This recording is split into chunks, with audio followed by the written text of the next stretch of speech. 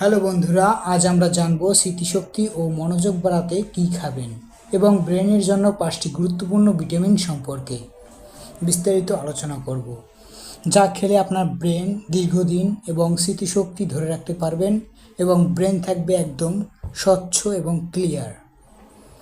প্রথমে যে ভিটামিন খেতে পারেন, vitamin B complex, B6, B9 এবং B12।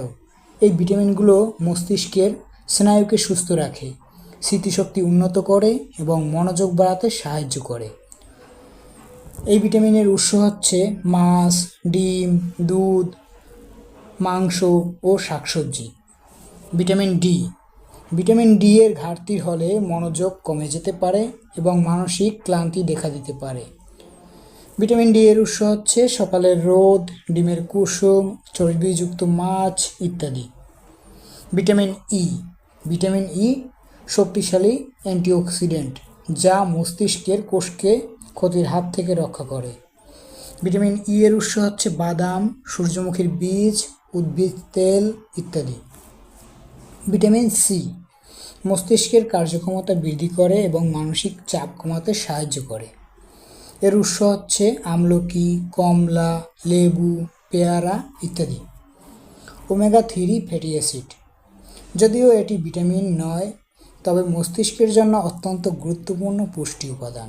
এটি স্মৃতিশক্তি ও শেখার ক্ষমতা উন্নত করে।